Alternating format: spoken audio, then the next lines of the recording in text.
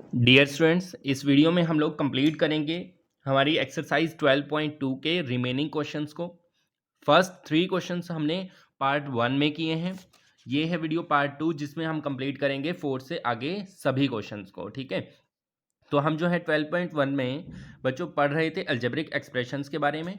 तो इसमें fourth question में क्या है, ए पार्ट में identify terms which contain x and give the coefficient of x.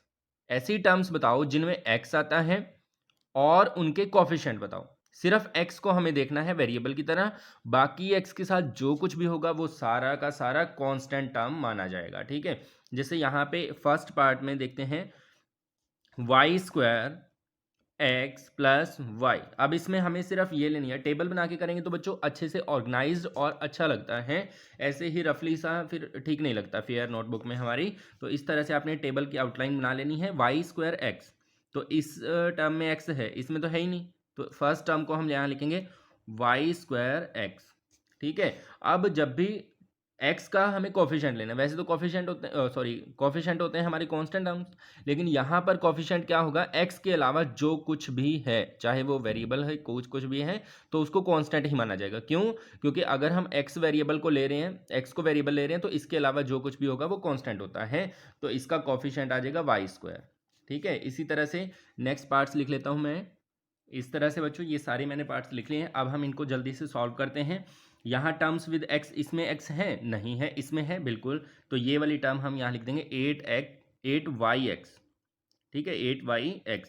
अब x को छोड़ के बाकी जो कुछ भी इसके साथ है, तो क्या है, कोफिशिएंट क्या बन जाएगा, -8y।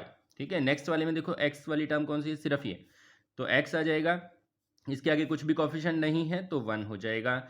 नेक्स्ट वाले में x वाली टर्म सिर्फ ये zx, तो इसका कोफिशिएंट आ जाएगा z।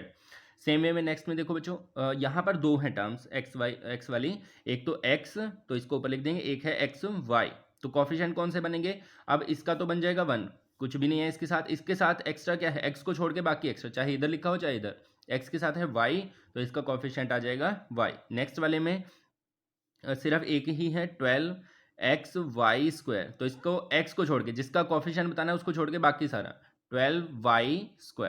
ठीक है, बात समझ आ रही है। नेक्स्ट वाले में x वाली दोनों टर्म है, तो 7x और xy², तो इसमें बच्चों आ जाएगा 7 फर्स्ट वाले का, सेकंड वाले का y²। ठीक है, नेक्स्ट देखते हैं बी पार्ट में। देखो बच्चों, identify terms which contain Y square. ऐसी टर्म्स देखनी है जिनमें वाई स्क्वायर आता है, तो वाई स्क्वायर का हमें फिर कोफिशिएंट बताना है। तो इन तीनों स्टेटमेंट्स को मैंने इस तरह से टेबल में लिख लिया है। अब इनको सॉल्व करते हैं बच्चों। तो यहाँ पे फर्स्ट वाले में वाई स्क्वायर सिर्फ इसमें आता है, तो ये टर्म हो जाएगी -xy²।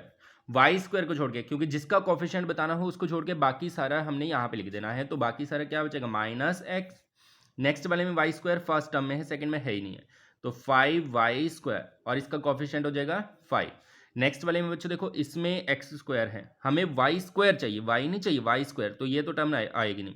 इसमें y² है -15xy², इसमें भी y² है तो 7y², इसका कोफिशिएंट हो जाएगा -15x और इसका कोफिशिएंट हो जाएगा 7। ठीक है, इस तरह से इसको कंप्लीट करना है। फिफ्थ में है students classify into monomials, binomials and trinomial. अब मोनोमियल, बाइनोमियल, ट्राइनोमियल है क्या? मोनोमियल क्या होता है बच्चों, जिसमें मोनो वर्ड का मतलब होता है एक, जिसमें सिंगल टर्म हो उसको हम बोलेंगे मोनोमियल, फॉर एग्जांपल y²। ठीक है, बाइनोमियल होता है जिसमें दो टर्म्स होती हैं, और ट्राइनोमियल जिसमें तीन टर्म्स आएंगी। तो इसको हमें क्लासीफाई कर देना, तो मैंने इस तरह से ये बना लिया है, मोनोमियल, बाइनोमियल, ट्राइनोमियल। जो मोनोमियल होंगे वो यहाँ लिखेंगे, बाइनोमियल यहाँ और ट्राइनोमियल यहाँ। ठीक है, तो फर्स्ट वाला देखो क्या है, यहाँ पे तो हम नंबर्स भी दे सकते हैं, जैसे फर्स्ट है तो फर्स्ट वाला जो है वो बाइनोमियल में आएगा, तो यहाँ फर्स्ट लिख सकते हैं, या फिर सीधा आप स्टेटमेंट को उठा के यहाँ लिख दीजिए। जैसे ये स्टेटमेंट बाइनोमियल है, 4y - 7z, तो इसको बाइनोमियल वाले में लिख देते हैं 4y - 7z, फिर कॉमा लगा देते हैं। नेक्स्ट है बच्चों y², ये एक मोनोमियल है क्योंकि सिंगल टर्म है, तो y² यहाँ आ जाएगा। नेक्स्ट वाले में 3 टर्म्स हैं, x + y, तो इसको ट्राइनोमियल में लिखेंगे x + y - xy। ठीक है, सेम वे में नेक्स्ट है मोनोमियल, क्योंकि सिर्फ 100 लिखा हुआ है तो सिंगल टर्म है। नेक्स्ट वाला है ट्राइनोमियल बच्चों, ट्राइनोमियल है ना, क्यों है ट्राइनोमियल, 3 टर्म्स हैं, तो यहाँ लिखेंगे हम ab - a - b। ठीक है, फिर नेक्स्ट वाली जो है वो बाइनोमियल है, 2 टर्म्स हैं यहाँ पर, तो 5 - 3 टी बाइनोमियल वाली कैटेगरी में आएगा।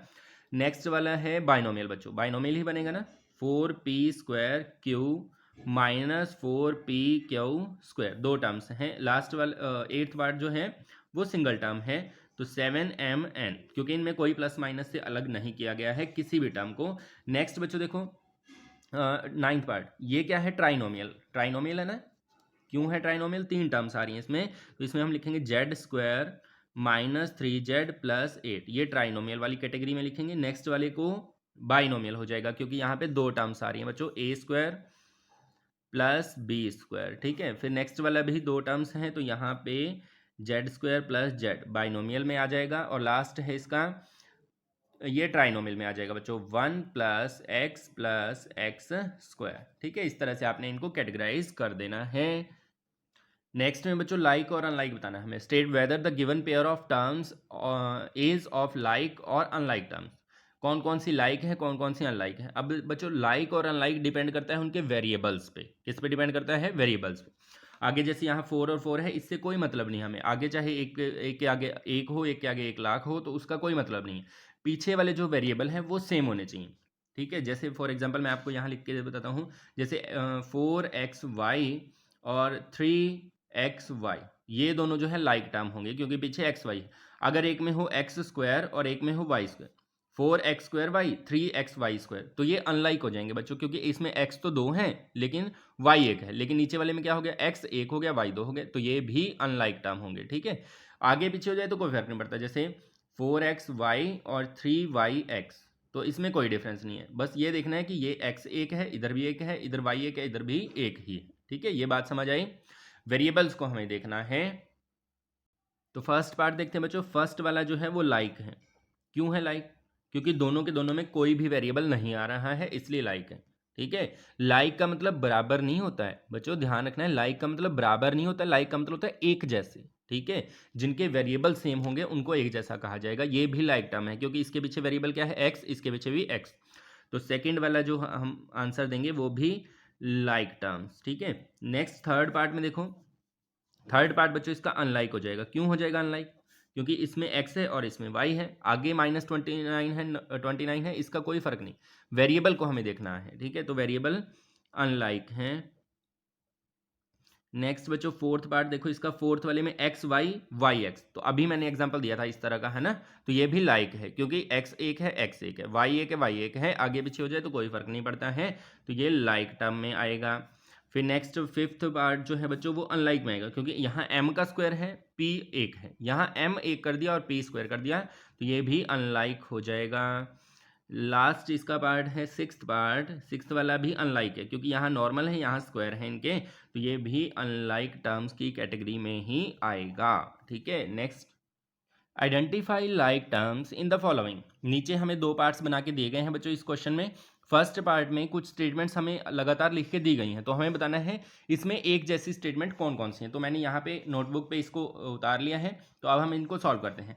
सबसे पहले तो देखो xy², तो ऐसी टर्म हमें ढूंढनी है जिसमें x 1 हो, y 2 हो, तो ऐसी टर्म कहाँ पे है, ये रही, ये ना बच्चों, xy², और कहीं है, नहीं है, तो इनको आपने नीचे लिख देना है -xy², कोमा लगा के इसके साथ लिख देना 2xy², और ब्रैकेट इन पे लगा देनी है, और इनको यहाँ से क्रॉस कर देना है, क्योंकि ये हमने सॉल्व कर दिया, ठीक है। फिर आती है बारी y 1 हो और x² हो, x की पावर जो है 2 हो, y सिंगल हो, तो ऐसा देखो कहाँ पे है, ये रहा, x² है, y 1 है, आगे पीछे हो जाए तो कोई फर्क नहीं पड़ता है, तो यहाँ पर ये हो जाएगा बच्चों, सेकेंड हमारा हो जाएगा 4 - 4yx² और 20x²y, ठीक है। अब इनको हम क्रॉस कर देते हैं, क्योंकि ये हमने सॉल्व कर दिया। फिर नेक्स्ट देखो x² वाली टर्म, तो x² वाली टर्म बच्चों कौन सी होगी, 8x² के साथ x² वाली टर्म यहाँ पे है, एक ये है, एक तो हो गई 8x², दूसरी है -11x², कोई और भी है क्या, हाँ ये रही 6x², ठीक है। तो ये हो गई हमारी, इनको हम कर देते हैं क्रॉस, ये भी हमारा सॉल्व हो गया। फिर बच्चों नेक्स्ट क्या है, नेक्स्ट है y, तो 7y, y वाली सिंगल y वाली टर्म कौन सी है, देखो जिसमें एक ही y हो, तो ये रहा, तो इसमें कॉमा लगा के हम लिख देंगे y। फिर इन दोनों को क्रॉस कर देते हैं, ये हमने सॉल्व कर दिया। फिर देखो एक्स वाली, सिर्फ सिंगल एक्स वाली स्टेटमेंट कौन सी होगी, तो यहाँ लिखते हैं हम -100x, और इसके साथ बच्चों कौन सी आएगी, एक्स वाली, सिर्फ एक्स वाली टर्म जिसमें सिर्फ एक्स हो, ये रहा 3x। ठीक है, तो इनको भी क्रॉस कर देते हैं क्योंकि ये भी सॉल्व हो चुका है, इससे बार बार हमें कन्फ्यूजन नहीं होती है। तो बाकी बचा हमारे पास yx और xy, ये दोनों टर्म बच गए, ये दोनों लाइक हैं, -11yx और 2xy, क्योंकि मैंने बताया था y और x एक एक है, तो ये देखना है हमें, आगे पीछे हो उसका कोई फर्क नहीं पड़ता है। तो इनको भी हम क्रॉस कर देते हैं, तो आंसर हमारा बन जाएगा बच्चों ये वाला। ठीक है, इस तरह से आपने इसका आंसर देना है। नेक्स्ट को करने से पहले एक चीज़ और ध्यान देनी है, यहाँ -6x² था बच्चों, माइनस ये ले लेना है आपने। ठीक है, यहाँ मैंने ध्यान नहीं दिया, माइनस का 6x² आ जाएगा।